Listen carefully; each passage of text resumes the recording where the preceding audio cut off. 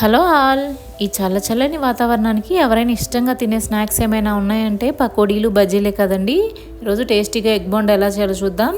దీనికోసం ముందుగా 1 కప్ శనగపిండి, అందులోనే 1 టేబుల్ స్పూన్ దాకా బియ్యం పిండి, రుచికి సరిపడా ఉప్పు, 1/2 టీ స్పూన్ దాకా కారం, కొద్దిగా వాము వేసుకొని అందులోనే కొద్దిగా వాటర్ వేసుకుంటూ పిండిని మరీ గట్టిగా కాకుండా అలానే మరీ పలచగా కాకుండా ఇలా వీడియోలో చూస్తున్నట్టుగా కలుపుకోవాలి. పిండి ఇలా కలుపుకున్నాక ముందుగా ఉడికించి పెట్టుకున్న గుడ్లని 2గా కట్ చేసుకొని పిండిలో డిప్ చేసుకొని హీట్ అయిన ఆయిల్లో వేసుకొని మంచి కలర్ వచ్చేంత వరకు ఫ్రై అవ్వనివ్వాలి. అవి మంచి కలర్ వచ్చేంత వరకు ఫ్రై అయ్యాక వేరొక ప్లేట్లోకి తీసుకోవాలి. ఇప్పుడు మరొక ప్లేట్లో కొద్దిగా ఉల్లిపాయ ముక్కలు, అందులోనే కొద్దిగా కొత్తిమీర, ఉప్పు, కారం, నిమ్మరసం వేసుకొని మొత్తం ఒకసారి మిక్స్ చేసుకోవాలి.